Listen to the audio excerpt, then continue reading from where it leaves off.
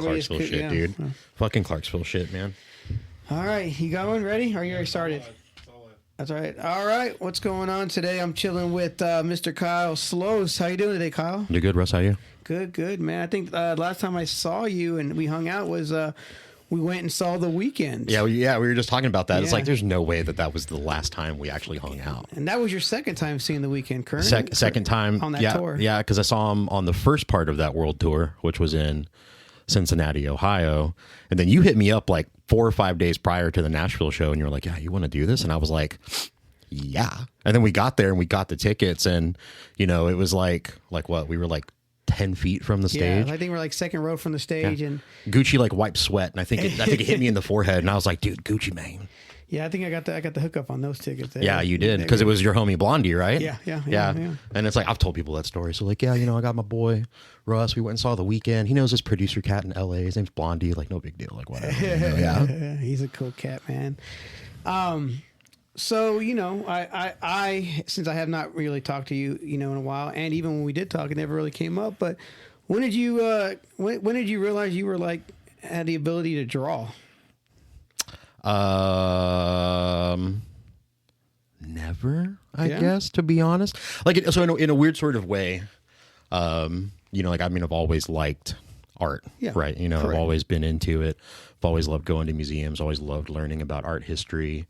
Had attempted in a previous life, probably a few lifetimes ago now, another apprenticeship. And then this is the one that like just kind of really worked out. And the approach to it was more, if you think of tattooing as a skill, you learn the skill set, you learn the tools, you learn the trade. And it's like, the guy that got me started in tattooing was, very honest. He's like, "Hey, when I started tattooing, I couldn't draw. I've been doing this stuff for a while now, and I still feel like I'm learning how to draw." That's kind of like, one of the things about tattooing is you are learning for the rest of your life, you know? So, starting out really simple and like, "Hey, let's do this. Hey, let's do that." And then over time you develop a skill set. And I guess like a guy like in like my tattoo family tree told me that 90% of tattooing is technique and 10% is whatever bullshit gets you through the rest of the day. Gotcha. So, that's where a lot of people develop like their own personal style, how they draw and how they tattoo is developing their own unique tool set and their own approach to tattooing. So it kind of is just like one thing led to another. And I had always, since I turned 18, been invested in some degree into the tattoo industry. And like one thing after another, one crazy moment onto the next. And the next thing you know, I'm been at the shop for 4 years now. Wow. It's my life. It's my career. Like I tell people, like I sold my soul to the devil for this, and I'm never getting it back. So I'm tattooing until my hands fall off. So are you currently apprenticing? No, so no, that's over. Well, who did you apprentice under? So the guy that got me started, his name is Richard Marsh. And then after a little while, things changed, lineups. He ended up leaving the shop, and my apprenticeship by that point was relatively kind of self-sustaining, but it's not like there wasn't a lack of, knowledge or talent at Underdog Tattoo for me to learn from. But my apprenticeship started in August of 2020, which like technically the first time I tattooed myself was when my apprenticeship started. And then it ended in December of 22. So it was almost in the 2.5 year mark of apprenticing. And sometimes you apprentice longer than that, yeah? Yeah, so it was supposed to be a 3-year deal for apprenticing. But, one of the mentors, Danny Lee, he was the guy that was signing off on our paperwork and stuff. And it was like, probably like a week away from, the shop closes for like a number of days for Christmas because it's like one of the coolest holidays of the year, right? Yeah. And he's like, you guys are about to have to get your new licenses, and then you're just going to have to get artist licenses through the state next year. He's like, so fuck it. Like, your apprenticeship's over, and just go ahead and apply for your artist licenses. Wow. And it was me and one of the other guys, Angel, and like Danny told us that, and we kind of looked at each other, and I was like, is he joking? Are we in trouble? Like, what just happened? And he's like, no, like, you guys are doing good. Like, I'm not going to have you guys pay, $140+ twice in a year to get licenses when you guys have clients. You know what you're doing. You guys are always getting better at your stuff. And he's like, yeah, it's, happy Christmas, dude. You don't have to do it anymore. And it was just kind of like, okay, cool. That's awesome. Apprenticeship's over. And then there was like a weird like month or two of just like really formless depression because it's like you've been grinding, for like years at this point, like sometimes having days where you're in there, 15, 18 hours doing the thing, and then it's like you don't have to do that anymore. You can make your own schedule and, carve your own destiny through your career. And you're just kind of like, cool, I made it. What now? It's like ending a road trip. You get to the place, but you didn't have any plans. And you're kind of like, okay, like, what do I do now? Yeah, it really surprised me because like I had no idea that's what you were doing, and one day I started seeing your page and I'm like, oh shit, and then I started seeing more and then I went ahead and saw that you were Underdog. And then, shout out to Danny Lee. He's probably one of the OGs in town, Oh yeah. I mean, guy's been doing it for, 30-ish, I think is where he's about in now for time spent tattooing. I mean, there's a lot of talent there at Underdog, Yeah, we did the math on it one time and, we're probably in the range of like 100 years of experience almost, or at least close to it. And everybody's different. Everybody's different. Everyone does different stuff, I mean, there are a couple of things at Underdog that pretty much everyone can do. So like, a lot of us are like really into like American traditional classic tattooing. I don't think there's many tattoos in the tattoo industry that look like a tattoo, like American traditional does, The game has changed definitely though, because I see some of these younger cats that are coming up in their early 20s and the shit that they do, I'm like, how the fuck did you get that out of this little stencil you just made? It's just like, man. But we talk about it a lot. I was actually just talking to another one of the guys at the shop, John Brady, and he was like, you ever think about that, like if we were all just doing our stuff exactly the way we do it now, like 10, 15 years ago, like how drastic that would be compared to what other people are doing. And I mean, like humanity as a whole is like in, the age of expansion. Everything's just getting more and more and more and more.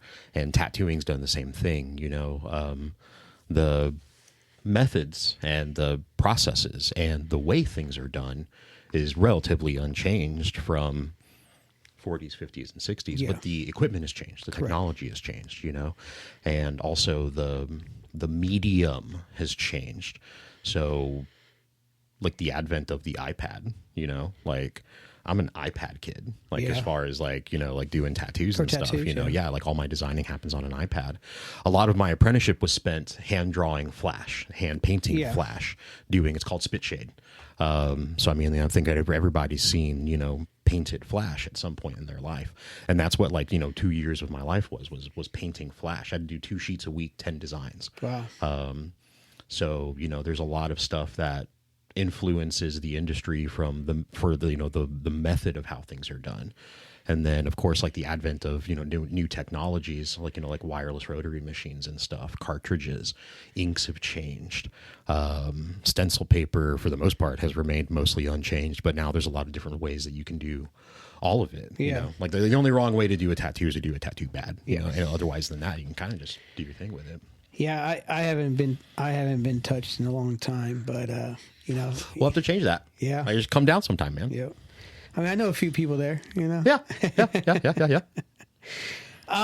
So you're a tattooist now. Before that, you were doing culinary. Mm-hmm. When did you realize I want to do tattooing?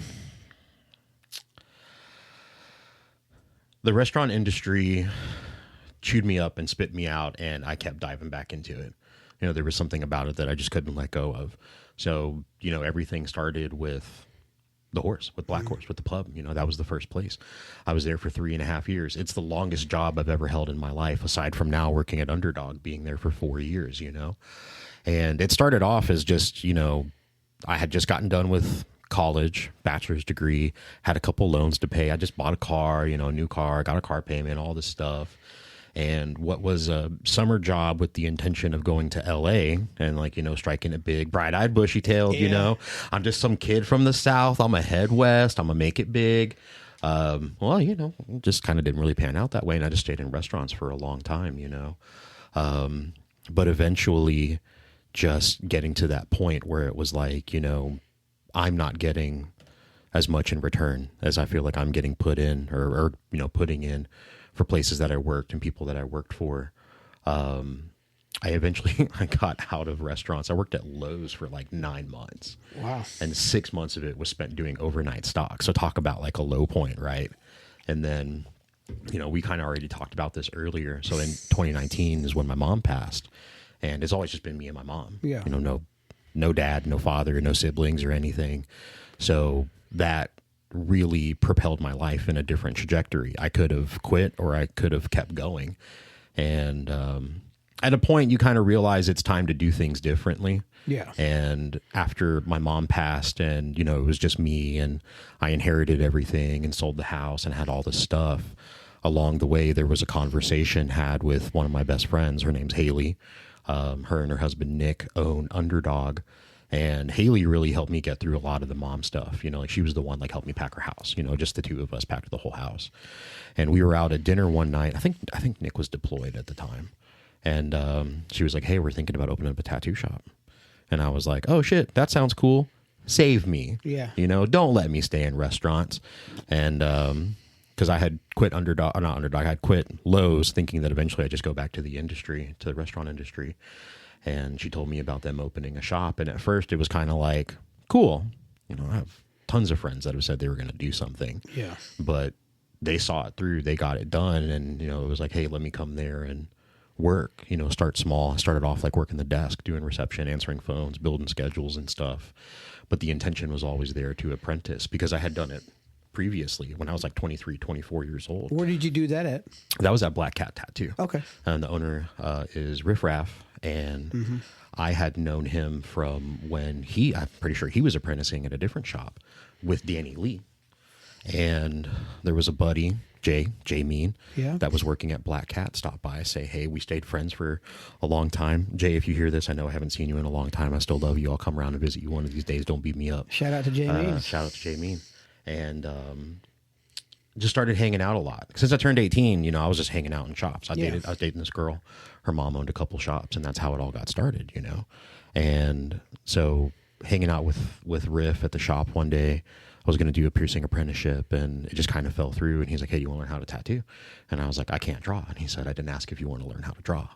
And then I was super busy at the time. I was at the shop 6-7 days a week, also working full-time at Black Horse. I had a part-time freelance stage lighting gig in Nashville, like putting up lights and shit for concerts and stuff. So the apprenticeship was something that I dropped because it was kind of like losing me money. And at the time, it probably just wasn't the best answer. I regretted that for a very long time. Yeah. I regretted giving up on that. And then when the opportunity came with Nick and Haley and, the original crew at Underdog to get into it, I was like, I don't want to do anything else. And I guess that's kind of like the whole story. Yeah, I mean, they gave you that shot, man. And that's awesome. They give you the opportunity, and now have your own clients. You're doing tattoos for, do you feel? I mean, do you get a lot of walk-ins, or are you appointment only, or? A little bit of both. So a lot of days, like if I work 6 days a week, the only day I ever take off is Wednesday. And, some days I have like one decent sized appointment. Sometimes I'll book two slots. But a lot of times on days that I don't have anything lined up, I'm there and I'll do walk-ins, because I have clients that'll come through. I just tattooed a lady recently. It's like the 4th or 5th time I've tattooed her. And I think we've only ever had one appointment. And she's like, yeah, just like, what's the best way to hit you for walk-ins? And it's like, there's kind of not one, I don't really have like a walk-in only day kind of built in. And a lot of that's really changed over the last couple years because people are broke, because the cost of living has accelerated. The government's coming after your money. The IRS is always coming after you. I have friends that have never, they have like, what is it, like a W-2, like they just work like a normal job where you punch in and they take out money for taxes. People that have never had to pay money in their life and taxes before are having to do it over these last couple of years. I'm independently, I'm self-deployed, so it's an I-9. So I have to pay my own taxes. But a lot of people aren't having the money that they used to. And at first we thought it was us. You know, and it's like, is Underdog doing something wrong? Are we doing something wrong? Then, of course, you know, we have homies that work at other shops, you know, and it's like, hey, is this happening to you? And they're like, yeah, it's happening to us. So it's like, okay, so maybe it's a Clarksville thing. But then, like, you know, my life might as well be sponsored by Instagram or YouTube. I'm on them so often, especially Instagram, you know, and like you see the tattooers that you look up to, the people that you would want to learn from, the people that you would want to get tattooed by, the people that you maybe even one day you'd want to work with. And they're posting the same stuff. Yeah. So it's not just us, you know. So the walk-in market lately has kind of been a little back and forth. You know, we have days where, you know, 10 people come in trying to get walk-ins. And then you have stretches of days where no one shows up for them, you know. So I try to, you know, just concentrate more on keeping the books as full as I can, you know. And if I have downtime at the shop, or, you know, I'll do like a walk-in, or I just bought a bunch of new art supplies.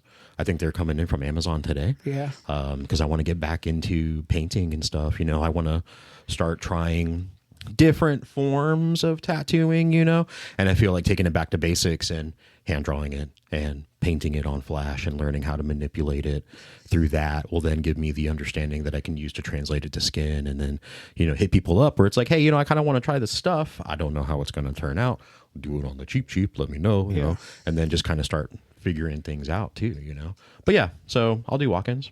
I like doing walk-ins. It's a good way to make new clients. Correct. You know, it's a really good way, you know, because I have people that, you know, maybe they came in to, you know, get their mom's handwriting on their forearm, and now I've done a sleeve on them, you know. So that's kind of the best way to organically generate clients, is just to talk to people. You guys get a connection, you know. Like you said, the walk-in situation. Yeah, I've heard that from a few different people that, you know, it's not as easy right now, but you have to actually make your have appointments, because that's how you make your money. You know, you can't focus on walk-in clinic, you know, walk-in customers, and especially downtown too. I'm sure it's on the weekends you guys might get a little bit more walk-ins, or at nighttime or whatnot. There's another tattoo technique is still down there. Mm-hmm. Oh yeah. Okay. Yeah, rolling in the game. And then around the corner you got Dave, right? Dave's over on that's Dennis. I'm sorry. Yeah, Dennis, that's a little brother, Dennis Sullivan. Yeah, he's been at that 420 building on Madison Street for a while. I mean, he was on Strawberry for a while. A long time. He was on Strawberry for a long time. Yeah. He was the only person that tattooed me for about 7 or 8 years in a row, man. Yeah, he's a good buddy. He did Mal's first tattoo. His first one? Yeah, really? Oh yeah. Yeah, I remember that. Yeah, because and then he got hooked, and then he was there all the time. And then Mel was getting tattooed all the time. Yeah, because I think he had talked to me. I might be remembering that wrong, but just ask him like who I was getting my work by, and then it's like, yeah, you know, go see, you know, shout out Dennis Sullivan, you know. So yeah, I know. I've known the brothers for probably 30 years. You know? Yeah. They're good dudes. You know. So you've been at Underdog now for 4 years, and basically 2 years as a little under 2 years as on your own, huh? Yeah. So it's actually a little over a year at this point, because in January is when I got my second Tennessee State tattoo artist license. So I mean, I'm still new to it. You know, I'm still trying to learn. I mean, it's like I said earlier, though, it's not like you ever really stop learning in our line of work. But, you know, yeah, like there's still a lot of room for growth and a lot of room for improvement. And I look at my own stuff very critically. Sometimes I do tattoos that I'm happy of. Yeah. You know, sometimes I do tattoos that I like. Not saying that I do bad stuff. I think any tattooer listening to this knows exactly what I'm talking about. Like, you're your own worst critic, you know? Well, so you saying you want to learn other things. What do you think currently your best style would be? So I really like doing black work stuff. Okay. So it's a little bit more niche, I guess, cause we're guys, we like to categorize things in genres and subgenres, cause of all the background in music and stuff. So what I like to do is called neo-noir. And if you take like pop art, okay, and then change it to high contrast, just black and negative, and then do tattoo designs off of it and stuff. So like I like doing girl heads, and where it's just everything's blacked out, really flat, and then it's just black and negative space. I like doing neo-noir. That's like all my branding, like all the things that I do for like my logos and my t-shirts and all that stuff, which I would have loved to have brought you one, but I forgot. I might only have like 1 or 2 t-shirts left. I got to hit up my boy and get some more going. I also really like doing black and gray manga panels because I'm a gigantic nerd. I love anime, love manga, you know. I noticed that on your Instagram page, you do have a lot of anime stuff. I like doing the anime stuff, man. Is that do you think the anime tattoos currently is more popular now than it's been in the past? It's definitely been on a really big uptick, you know, for a while. I'm not really entirely too certain at what point in time, you know, that there was such a big shift of, you know, nerd culture was for the nerds, and then now it's just like no one cares anymore, like, you know, everyone just does their own thing. But yeah, you know, anime tattoos have really grown as their own, I guess, you know, again, to use the term, genre of tattooing for a while now. I mean, like some of my favorite tattooers that I think do some of the cleanest work in the industry exclusively do anime. Yeah, you know, so yeah. Yeah. That was my next question. Who are some of your like tattoo heroes or people you look up to?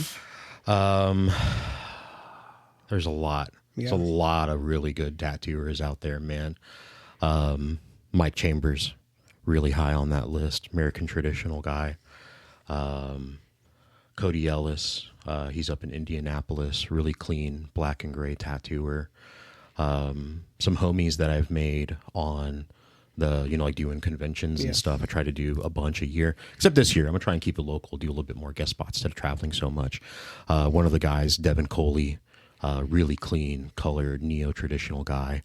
And then, you know, I think like, you know, all 3 of them are really good buddies. Jade Napier does really clean, kind of like new school traditional. Then another guy, Austin Britt, also just does really clean neo-traditional. Another homie in the industry, Bree Walker. She's just in Jackson, Tennessee. She did my left hand for me. She does like really dark, heavy, like super clean black and gray portrait work. And then of course too, like, you know, you have all of your, you know, your heavy hitters like Guy Atchison, you know, big biomech dude. And man, I used to always like looking at those ones. Those were always cool back, like checking those out. Yeah, that's Guy Atchison, dude. But I mean, like, yeah, the amount of tattooers that I like is Kiki Esteras, guy from Spain. Again, another super clean color neo-trad guy. Valerie Vargas, super clean. She's from London. She's from England. So Valerie does really good work.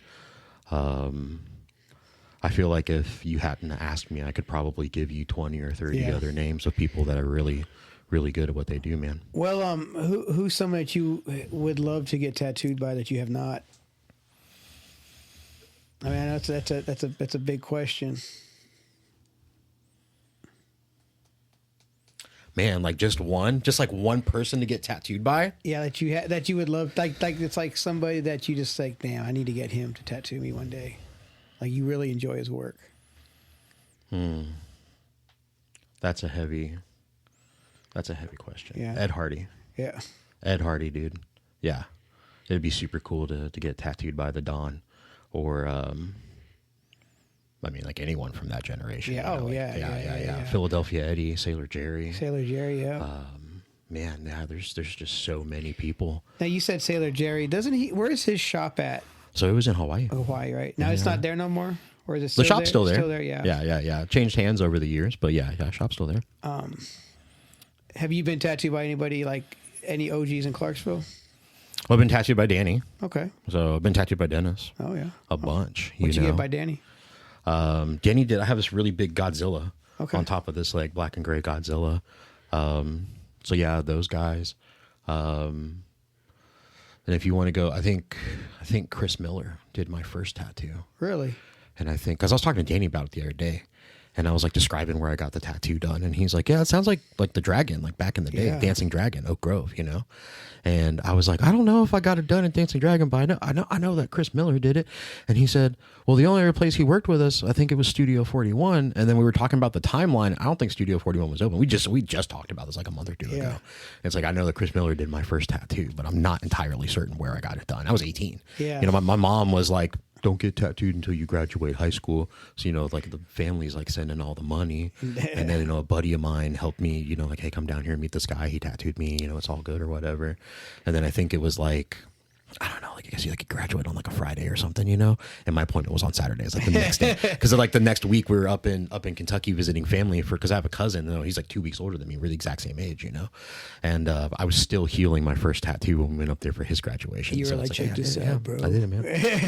Did a thing. Yeah, I mean, Dancing Dragon, it was for the longest time it was in this little white building on the side of 41A towards Hopkinsville, and then they moved to where it was by Subway. Yeah.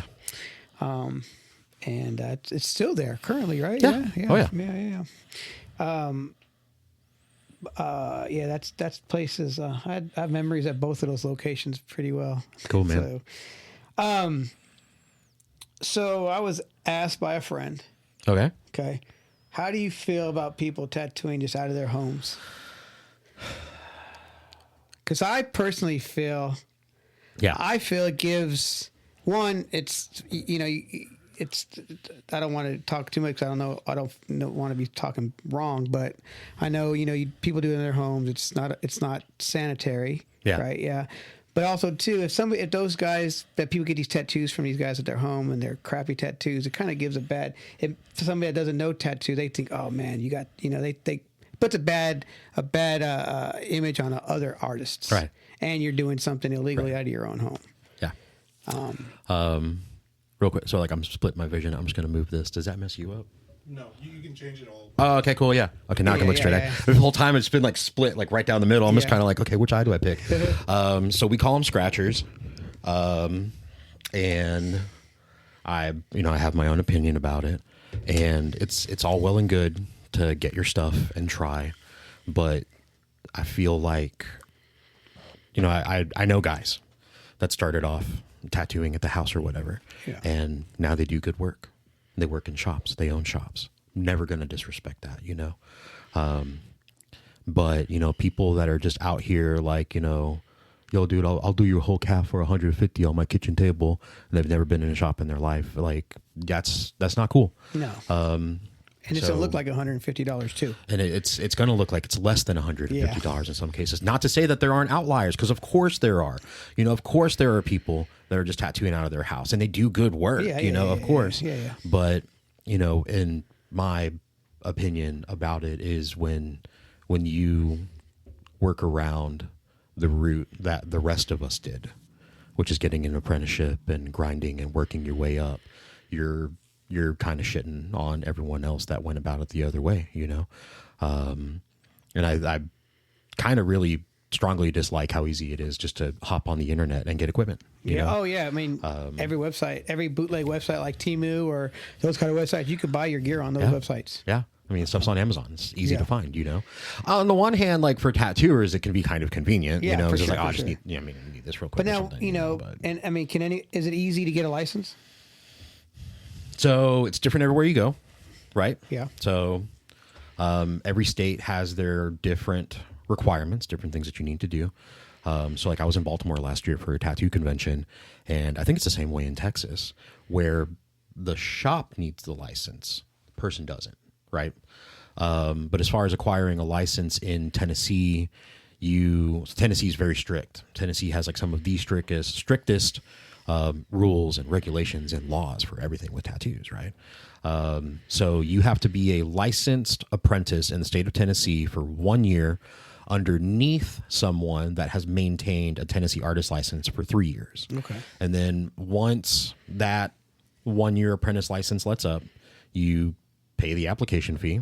You let your, whoever's like handling your stuff, at the health department, let them know. They punch in some numbers. They kick you a new form, because everything's on the internet now. Yeah. And then you just pay the fee for your artist license, and then you have it. So like with my apprenticeship, we had to reapply for apprentice licenses until, we were given the thumbs up to, get our artist licenses and stuff. But that's how it works in Tennessee. Okay. So I want to say like in Alaska, and there's probably a couple other places that do this too. You have to have like documented work hours, you know? Okay. So like, I don't know what it is exactly. So let's just say you need like 10,000 work hours as an apprentice to get your artist license in Alaska. So some places do it like that too. Gotcha. Yeah, a little different everywhere you go. Yeah, and when you said conventions, but when you go to conventions, like do their health department have to check you guys out before? Oh yeah. Just like food, like if you have, absolutely. So some places. Like when we did Baltimore, they just came by. They made sure that we had like a little piece of paper, and that was it. That's all they did. So all the conventions I have done are the Villain Arts conventions. Okay. And that guy's Troy. Can't remember his last name. If we weren't talking about it, I remember it. But he came up with Philadelphia Eddie. And, Eddie wanted to do these conventions. He was getting older. Troy took over. Now, Villain Arts does like 30 cities a year. Every weekend, they're somewhere else, you know. And their Philadelphia convention, the Philadelphia Villain Arts Convention, is the largest single tattoo convention in the world. I've done Philly twice. So, like, when you do it in Nashville, like the Nashville Villain Arts Convention, it's like this weekend is Lone Wolf. Lone Wolf Horror and Tattoo Festival. That's always goes on, yeah. So that's this weekend. I think today's the last day. So like when you go to Nashville, it's just like getting health inspected to the shop, pretty much, right? But a bunch of us from the shop went and did Denver last year. Oh, nice. I had to wear like a little name tag with like my face on it and stuff, I had to do like multiple forms. It was hell. It was awful. Like you get it done, I mean, in hindsight, like it wasn't that big of a deal, but like getting everything done, like the website didn't work and you had to like find all this information. There wasn't just like a click. Like it was so much that the organizers of Villain Arts kicked emails out to everyone where they're like, hey, step by step, this is what you do to get these things handled for Denver. So I guess Colorado is just also super strict with tattoos and stuff too. But when you go to conventions, like when you get people, basically, I mean, obviously they're mostly all walk-ins or walk-bys, what do you want to call them? I'm sure you, and some people do have clients that will come to them and stuff. Oh yeah. For you, for the most part, like when you've gone to Philly, have you tattooed somebody twice? Like, later on, like the next convention? So when we were apprenticing, because I apprenticed with a couple other people all at the same time, shout out Jessica, Monet, and my homie Angel. When we were apprenticing, we weren't allowed to tattoo at the conventions because we were apprentices. Apprenticing. Right. But since that changed and we're not apprenticing anymore, I haven't done a repeat convention yet since doing. Okay. Yeah. And did you guys, was there anybody down at the Lone Wolf one from the shop? Mm-mm. No, none of us went down there. I checked it out like years ago. Yeah. And it's always like last year, me and Danny were just chit chatting and he's like, yeah, Lone Wolf is this weekend. And like, I think we had both like just booked an appointment so we couldn't go or something. And it's like, I would love to have gone and checked it out this weekend, but it just kind of like flew underneath my own radar because that's Nashville. Yeah. Like why not go and check it out? Especially for like all the horror stuff, you know, like exactly, that's, you go meet like, here's like 3 of the Jasons, here's 2 of the Freddys, here's like half the zombies from Game of Thrones. You can get all your stuff signed. Like, why wouldn't you want to do that? I remember doing that when I was like probably like in my early 20s or something, going down there and checking out one of the days of it, Yeah, I did see pictures from this weekend. A buddy of mine got his Halloween 3 autograph, by the Michael Myers. I mean, that's why you go. Yeah, that's you bring shit. I hear that the tattoo side of that gets smaller and smaller every year. That it's not as big as it used to be, but that the horror side just keeps getting bigger and bigger. So I mean, like you can't go wrong. No, like if you're going to go to a convention and you can get tattooed and then meet, the guy from Halloween 3 or whatever, like why wouldn't you do that? Sounds great. There was one year, and it was tattoo and music as well, and I can't remember which one that was, but I know I had a buddy. He had some merch that he made, and he was selling his own stuff there. It was pretty cool. Super cool. Clarksville, what's Clarksville's convention scene look like? So what was it? Like there was that one last year. Yeah. I think a couple people from the shop went and checked it out. I mean, of course, a lot of shops here in town went and did it. I heard it was pretty okay. Like there was pretty good turnout for it or something. I don't think I've heard anything about it this year just yet. I know. I think Christie's shop is the one who put it together, and I can't remember what her shop is called now. To save my life. Yeah. But that is one thing about Clarksville, man. There's a lot of tattoo shops now in this military town, man. Yeah. So I think it was like one of the last like time or two that the health department came through for the inspection because you get hit every 3 months, every quarter. You get inspected. And we asked them like, hey, how many shops are there now? And the Clarksville Montgomery County Health Department services at that point in time, 42 shops. Which, when you kind of think about it, like in that, like, you know, I mean, Clarksville's decently sized. It's decently spread out, you know. But like when you actually get to thinking about it, and it's like, what do you mean 42 shops? Like, that's crazy. They're everywhere. But apparently that's what a lot of other military towns are like. So like when we did, shout out again, Monet, we went, just the two of us, and did the Baltimore convention last year. We met a guy that was from Annapolis, and like we were talking to him, like, you know, like, oh, like what's the local scene like? And he said that Annapolis is just filled with tattoo shops, because I want to say that's Navy. I think Annapolis, Maryland is Navy. Yeah. It's crazy because say from now to 2000, there wasn't that many tattoo shops in this town. There really weren't as many. So like this is another thing that's like all over the tattoo industry too, is people get into it and they've been tattooing for like a year or two, and then they go open up a private studio, and it's just like them, or like them and a homie or something, and that's like another like new trend in tattooing. And so like, you know, you get a lot of people that just have like the one-off shops where like it's just them. And of course, you know, there are people, you know, like Dennis Sullivan's been tattooing for like 30 years. He's been flying solo for like half of that, you know. But like, yeah, there is this really weird trend of people, you know, maybe they just apprentice for like a year or two, they work in a shop for like a year or two, and then they go open up a private studio where it's just them, you know. I mean, I respect it, you know, like if the hustle is there, I'm down for it, you know. Yeah, and I'm sure it's not as easy. I mean, I'm sure the clients aren't as big as they were, say, 10 years ago because of inflation, because of, you know. So, of course, inflation always mucks up everything, right? Yeah. What a time to be alive. Yeah. But tattooing and the tattoo industry is bigger than it's ever been. It's bigger now than it was 10 years ago. It was bigger than it was 10 years prior to that, for sure. you know? So, I mean, like, it's at the point now where, you know, I wonder what the stat is. Like, how many Americans have at least one tattoo? Because that number compared to 15, 20 years ago, even 10 years ago, is going to be really big difference in that, you know?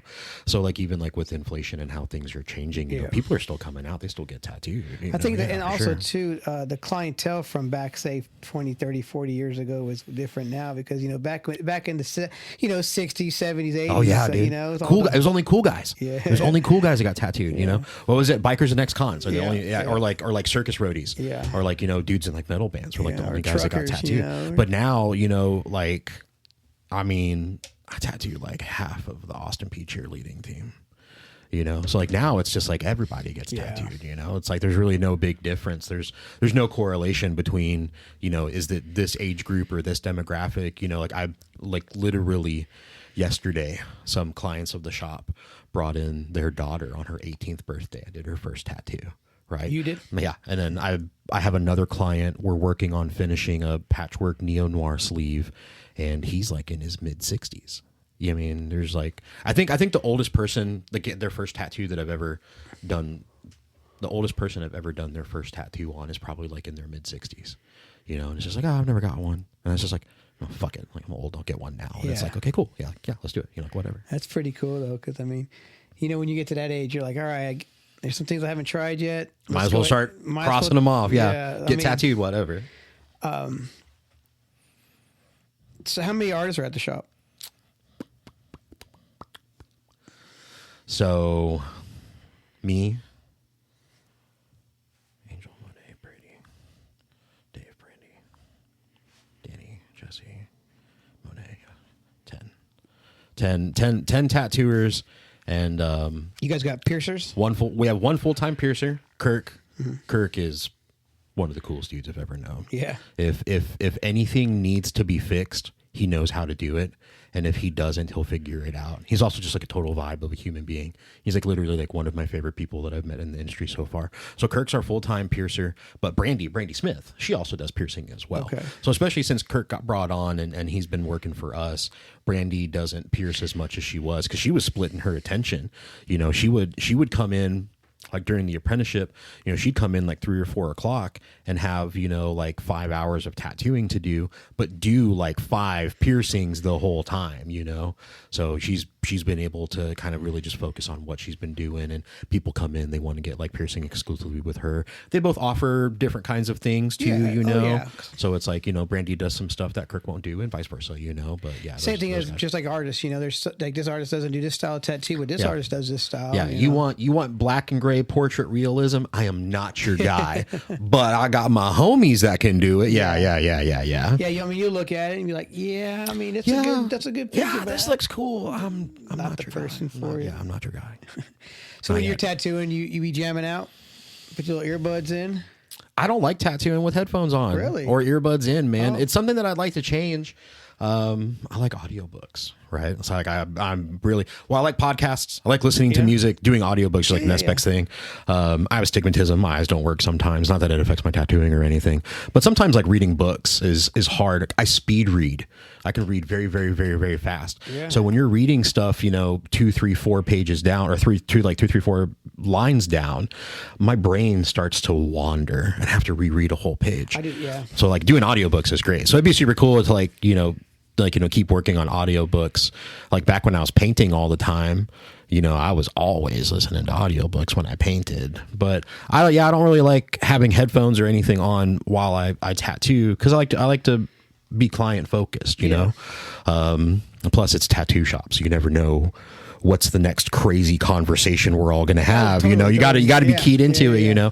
But like, so like we have like a big like Bluetooth speaker that somehow has survived 4 years in a tattoo shop, and it's just like, you know, it's like, all right, who's gonna be on the sticks today? You know, it's like, you know, it's not, and we're not on like a revolving schedule. It's just kind of like whoever gets to ours first, because the shop's split into 2 rooms, right?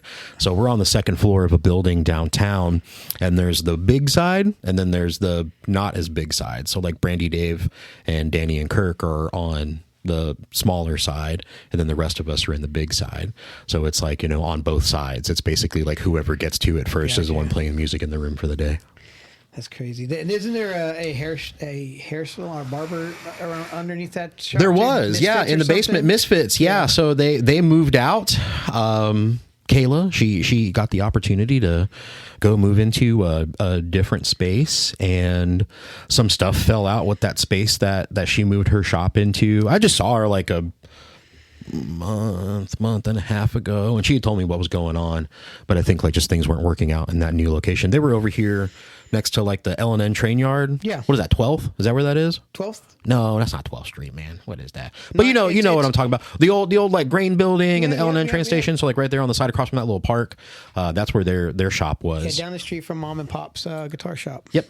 I'm not too sure where they are now, but they've been out of the basement for a while. Yeah. Downtown, I haven't been to downtown. I was just telling him I haven't been downtown in a year. And I know that really? Interesting. Yeah. I'm there 6 days out of the week. I used to be. Yeah. I haven't been there. How much time have we spent working downtown? I've been working downtown probably 15 years. I mean, I'd say. But now, how many years of my life did I spend downtown in general? Probably more than 15 years of it. Probably everything except for the last year. Yeah. Downtown has definitely grown. It's awesome to see what we have now down there. I do know that they've building up the Roxy. Yeah, so you know there's a parking garage back there now. Yep. So like what, they opened up F and Bank Arena last year, and the old police parking lot, right, is now, I haven't counted it. They put that thing up like a Lego set, dude. Because like our building is like, when we look out our back deck and look down, that's the parking pit. Yeah. Right, the one that has the big like downtown Clarksville mural on it, and then the parking pit, and then the Roxy. So we have watched them create this Lego set of a parking garage. It has completely changed our view out back, because like across that parking lot is the jail. You know, so now we can't see it, which means they can't see us. Yeah. So yeah, you know, they did F&M Bank.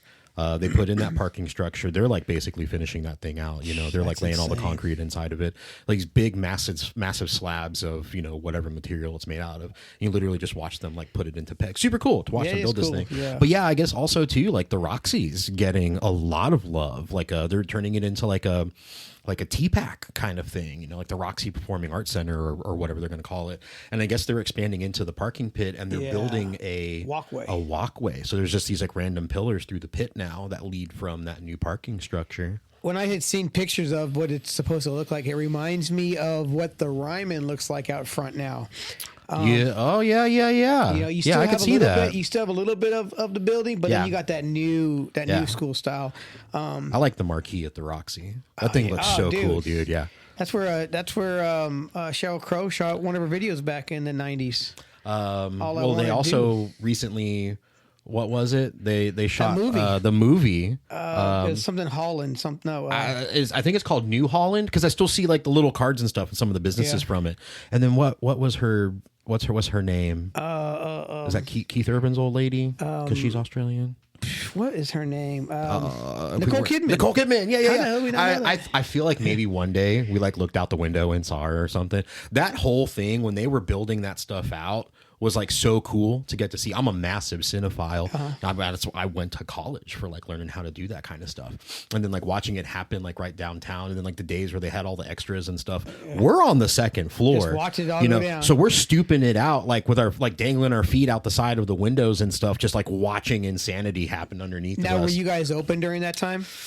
So they actually wanted a lot of places closed. Yeah. So like the production company was, you know, offering people, you know, basically buying them out to be closed for the day to have access to everything. It's just part of the nature of it. For sure. We have, you know, a staircase out back with access to an alley. So, I mean, we just stayed open and just had people come up the back. I think we kind of like limited it a little bit too, you know, but no, I think I'm pretty sure we were still open. I like seeing some of the footage. I've seen people that like live downtown or work downtown, like say at Eagles and Onyx. She was posting some videos up, and it was cool to watch some of those scenes get filmed, just like watch them like cut, and then they do it back over again. Yeah, we'd see like one of the directors or whatever, because I don't know if it was like, you know, like main unit or second unit or whatever, and he's got like a megaphone. All right, cool, step back. You know, we're all just like, oh wow, they're doing it. You know?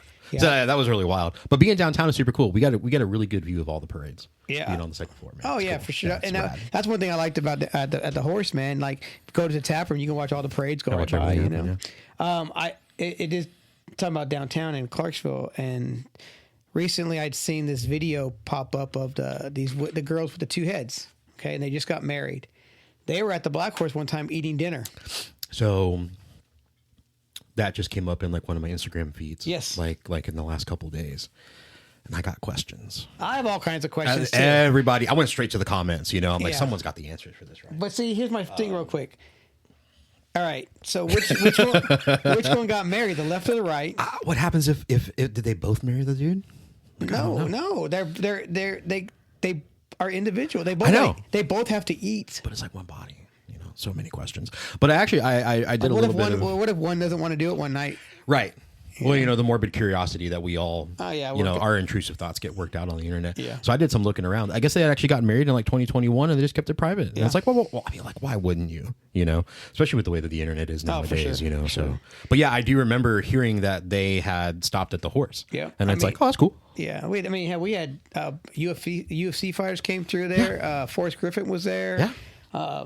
You know, there's been so many people that stopped by the Horse, man. It's the pub, man. It's cool. Yeah. All right, so I got some questions to ask again. Some musical type questions. I probably have musical type answers for you. All right. I'm sure you do. So, Kyle, what was the first concert you ever went to? So, are we talking local or the first time I had to travel? Local being Nashville or local being Clarksville? Local being Clarksville, traveling, having to be going to Nashville. All right, let's go with Nashville first. So I want to say the first concert I ever went to Nashville for was at Rocketown, and the headliner was Chiodos. Wow. And I was probably 14 or 15 years old, and I tried to remember who else I saw at that show. And I know I saw other people. Now, that was the OG Rocketown, the one that was on the corner. Yeah. The one that was connected to 6 Ave Skate Park. Yeah, exactly. Yeah, I mean, how many times did I go to that skate park as a kid, too, you know? And then, I mean, like, Rocketown was the venue in the mid 2000s for everything post-hardcore, metalcore, the scene, you know, the scene that was the place for it. Man. I saw Mike V do a demo at 6th Ave. At 6th Ave. And then I went there too. The next night, or the same night, later on that night, Mike V and the Rats performed. So I remember going to the demo, but I did not get to see Mike V and the Rats. What a missed opportunity. But I cannot remember what year that was, but I mean, I probably might have just been like a wee lad of a teenager. And I see, and just think, I was there too, and you were there, and we didn't even know each other at the time. Well, you know, it all works out, man. Yeah. But yeah. The first show that I ever went to Nashville to go see, aside from like probably going with my mom to like we saw Dixie Chicks. The Chicks. So we saw the Chicks at we saw the Chicks at Opry. At the Opry, man. And then we also saw Tim McGraw at the Opry. I remember that. That was super cool. I remember seeing Dixie Chicks too, because like they have that one that just like shreds a fiddle like no one can shred a fiddle. I mean, just to be able to go to the Opry, that's pretty fucking just to cool. get to go to the Opry. I've never been, and I would love to see something there. I mean, I saw my first show at the Ryman last year before. Wow, what was it? So the opener was Zeal and Ardor. Okay. I think there were 4 bands. I might be wrong on that, but the opener was Zeal and Ardor, which is like a really good mixture of like old school Southern spiritual gospel and European black metal. So if you don't know Zeal and Ardor, definitely check them out. The next one was for an hour. I saw Opeth play 5 songs. Okay. Never gotten to see Opeth before, but the real reason that me and Danny Lee went was because the headliner was Mastodon, and they were touring for Hushed and Grim. Oh, nice. And that was the first time I'd ever gotten to see Mastodon. They're like one of my favorite bands, you know? So yeah, my first time going to the Ryman, I got to see Mastodon. First time seeing Mastodon, they're only right down the road. And they're at the Ryman of all places too. I want to say the first local show like here in Clarksville, man, I couldn't tell you. Riverfest and Rivers and Spires was a hell of a time to be alive, you know? So, you know, your parents just, dude, RIP, man. And I'm honestly, between the two, it's kind of hard to say, but I think Rivers and Spires might have went a little harder because you just had blocks of turf to you know, meander through. And Riverfest was always super cool too, because it was just right there on the river, you know? So I would have to say probably somewhere around in there, you know, like being in like middle school or something, and someone's parents are like, I'm going to get rid of you for the day, and they just chuck you at the fest or something, you know? But yeah, it's kind of really hard to say which was the very first like local show here in town. What's in your current rotation of music?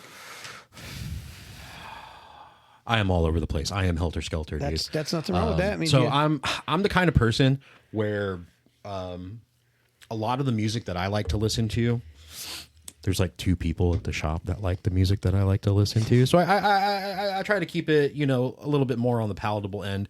But if it's like a Monday or Tuesday where most of the shop takes the day off, and it's like, you know, like me and like a couple other people are tattooing, I'm on the sticks, man, and we're listening to angry music. But what I like to do is just like find the artist, put on the radio, or like, you know, day lists on Spotify are crushing it, man. But lately, I do what I've tended to do over the last few years. I listen to music from before 2010, you know, like, you know, the stuff that's like, you know, like I think a lot of the music that I like to listen to is getting qualified as dad rock nowadays, man, to be honest with you. But one of the last couple bands that I got really big into is kind of like a experimental melodic deathcore group called From Joy. They're super rad. Their last album was really good.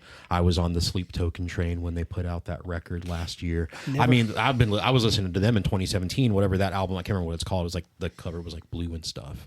But what they did releasing singles from that album and just like the hype train that they built up on that was masterful. It was super cool. And it was a good record. Did they do the singles before the album was out? Oh, yeah. So by the time the album came out, they had probably already released 6 or 7 songs as singles. I think that's the smartest way to do it nowadays. It is, man. Single. I mean, you don't even have to put an album out. You just put these singles out. Yeah. Sleep Token, I've never really got down into them. I've never really listened to them, so I can't really say I never got into them. I just haven't listened to them. But I mean, I know there's a lot of hype out there about them. The last album was cool, dude. It was rad. Yeah. Super rad.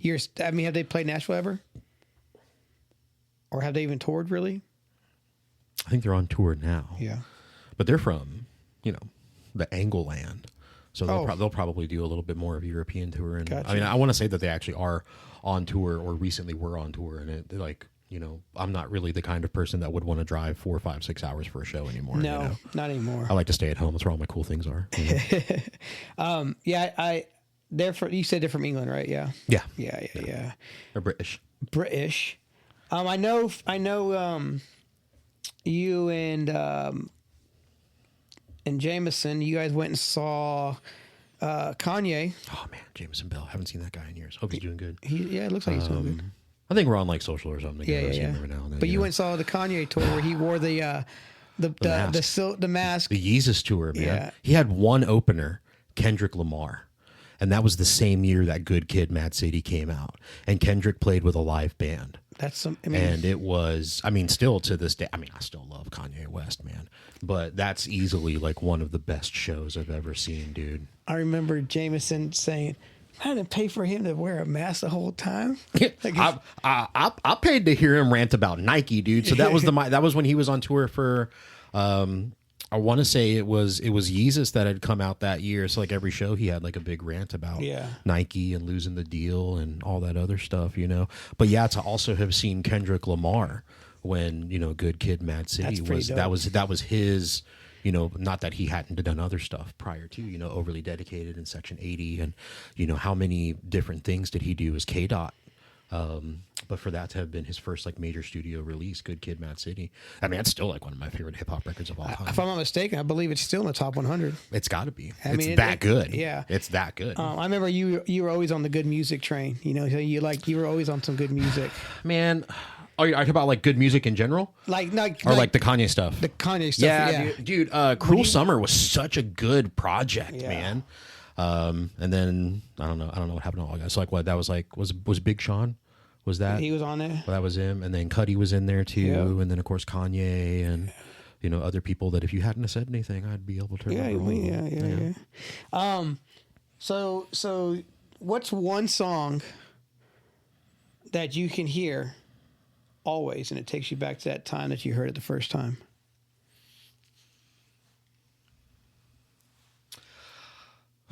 That's a good question, man.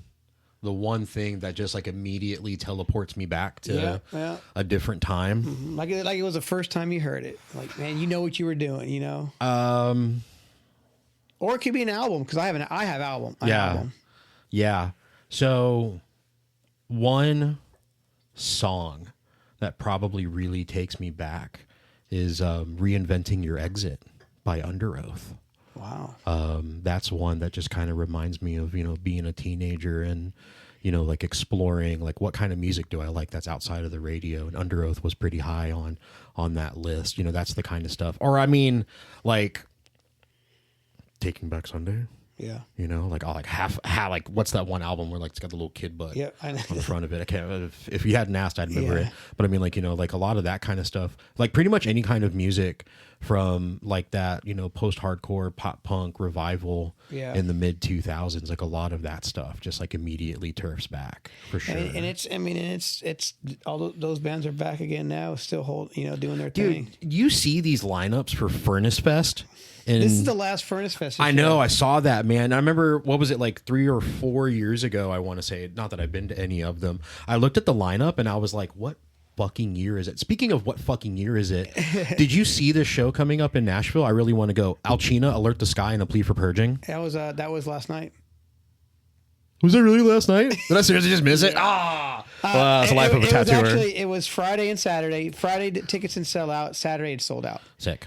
Because Saturday was the first show that they announced, and it sold out quickly. Right. So they added Friday night. It was at the Basement East. I know. Wow. Look at that. Maybe there was one show I want to go to happened last night. Well, I also just missed the 2 nights of BT Bam and Acacia Strain. I mean, whatever, dude. I didn't know that until that podcast. Yeah. Oh, yeah. The guy you just had on. I was listening to it this morning. He was talking about it. Yeah, I totally missed. I mean, not that I've ever seen Acacia Strain, and you know, like they have some of my favorite records ever. Yeah. But you know, to get to see both of those guys, you know, both of those bands 2 nights in a row, you know, doing like the full album thing like you guys were talking about. There's one coming up. I want to say it's in August. Another band that I really like, Fallujah.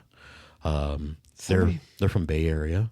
So they do like melodic, progressive deathcore, right? So they're doing like a 10-year anniversary tour for their first record, Flesh Prevails, and I want to say that their final stop on that tour is in Nashville. Wow. And it's in August. I want to say it's at East Side Bowl. Never, it's funny because like I have not been to any concerts in probably 4 years. But the last show I went to, not what? Yeah, no the way. Last show I went to, and the only reason why I was at it is because I played it, and it was in December of 2019, right before the fucking world fell apart. Yep. When I was in Guerrilla Warfare, we played with Agnostic Front and Slapshot at the end. Agnostic Front. Yeah. At the end. At the end. Oh wow, super neat, dude. Yeah. Wow. So that was pretty cool. And I think I may be going Wednesday. I might be going to see Circle Jerks, Adolescents. Oh, nice. And Descendants. I got to see. Oh, and the Descendants. Yeah. Oh, dude. It's like the '80s fucking punk scene. Yeah. I finally got to see Alkaline Trio. I want to say that was last year, maybe the year before. I mean, Tattoo Time is a thing. I've not got to see them. I would love to. Their new album's phenomenal. So me and Danny went. So Dance Gavin Dance was supposed to open for Coheed, and then there were some accusations against the lead singer, Tillian Pearson, which all got cleaned up and stuff, but they dropped out of that tour while, there was like some weird stuff going on. And instead of it being, because Dance Gavin Dance and Coheed and Cambria are two of my favorite bands of all time. And they replaced it with Alkaline Trio. And I looked at Danny and I was like, we're going, right? I already got a ticket. And he said, I want to see Alkaline Trio. I'm pretty sure he'd probably heard Coheed, but I don't think he'd ever seen them before. That was probably like the third or fourth time I had seen Coheed. And when it was all said and done, and I asked him, I was like, yo, what'd you think of Coheed? He was like, dude, I would go see them again. Like, why wouldn't you? It's Coheed and Cambria. They're great. Is Coheed and Cambria the band that somebody left and they did that one with the lion with Zach De La Roca? I don't think that was Coheed. Because Coheed's maintained a consistent lineup since they started, except for I think they changed a bassist. Yeah. But with Zach De La Roca. It might have been a member of the band, but I had to be. I swear it was Coheed. Well, the lead singer Claudio Sanchez has a side project, something about a boxer that I can't remember right now. Something about a boxer. If you hadn't asked, or something like that, I can't remember. But yeah, no, I don't know about anyone from that group with De La Roca. Yeah. Other than him doing a lot of work with Run the Jewels, which RTJ, Run the Jewels is so great, man. Dude, RTJ, man. That last record, what was that? Killer Mike did that solo record last year. Now his solo record, dude, that thing was so good, man. It deserved everything he got. Dude, for it was so good, man. That was such a good album, dude. Yeah, I listened to it. Like sat down, actually physically listened to it. Last month, and I was just like, "Fuck, this album." Yeah, after man. it came out, that's probably like the one thing I listened to for probably like a good solid week. Yeah, was that Killer Mike record? It's like he's part. He's part of the. I mean, he was Dungeon Family, right? I believe so. Yeah, Outkast and all them people, but he's one of those dudes that everybody knew the name, but he never really did a whole lot. He always did stuff with people. He did a lot of collabs and stuff too. Yeah. But what he does for Atlanta too, man, he does so much for that. He was on an episode of Dave. Did you ever watch that, the Little Dicky show? Great show. Oh, dude, Great 10 show. out of 10, Great dude. show. I love that show. So many people said that's one of the greatest comedies of current time. I like Little Dicky, to be honest with you, dude. I like his music, dude. Dude, did you hear that freestyle he did on yes, that's Breakfast Club? Yeah. Heck yeah. God, dude. Who hasn't seen that thing, man? Guy's got bars. What's a cover song that you think is better than the original song?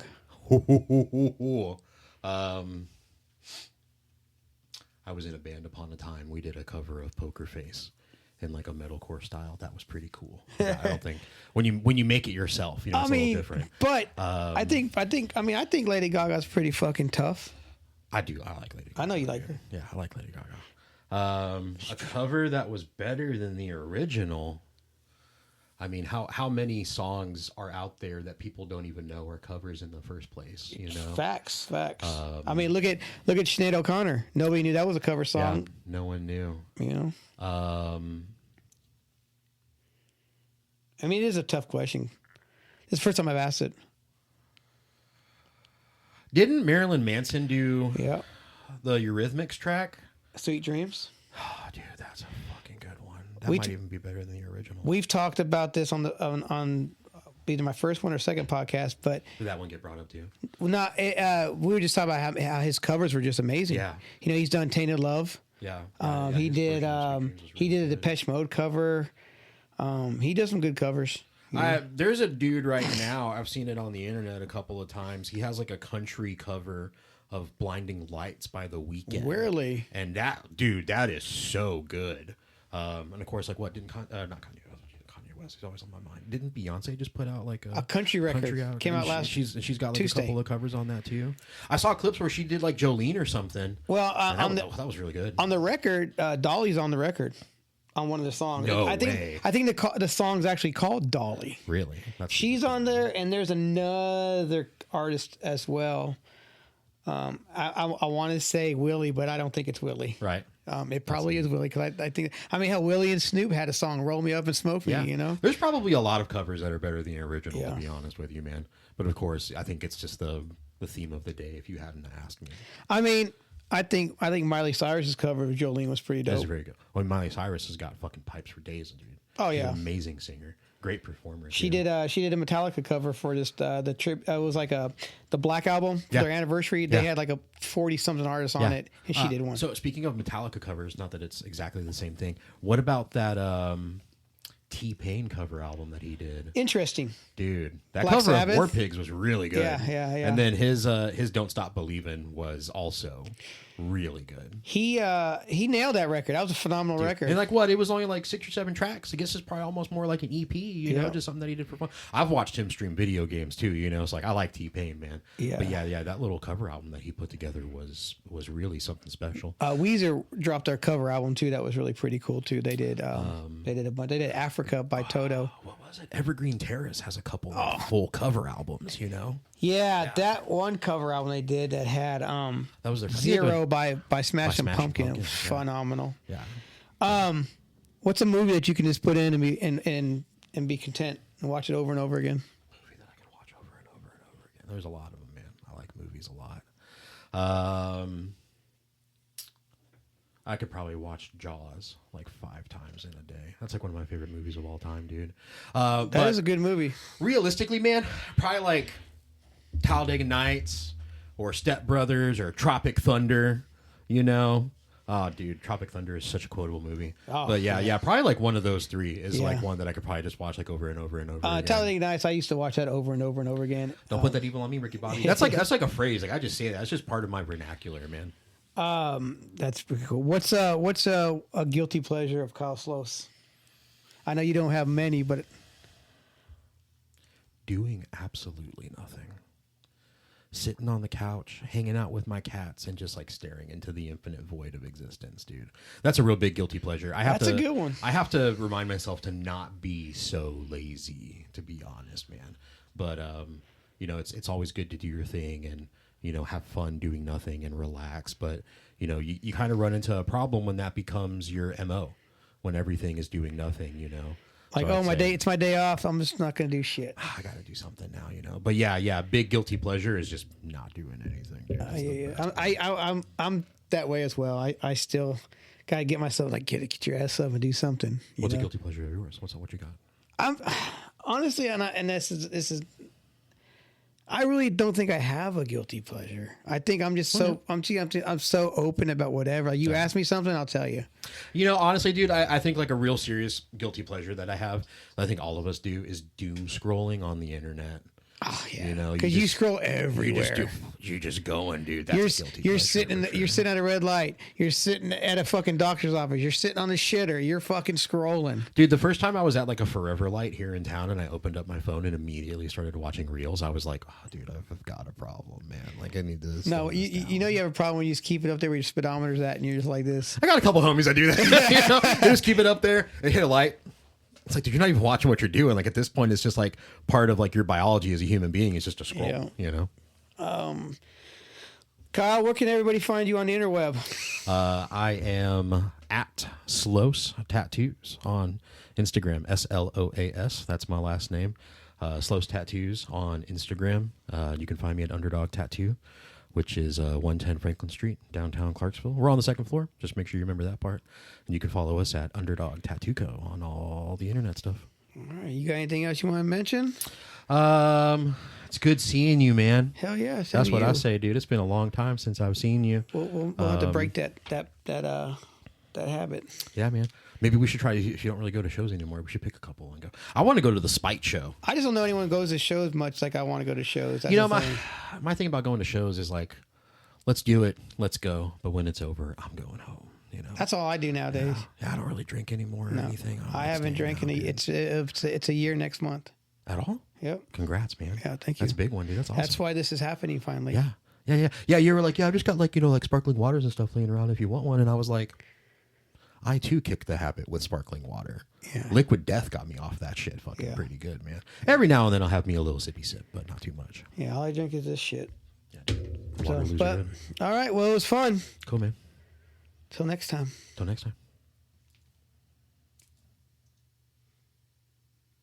right. Hey.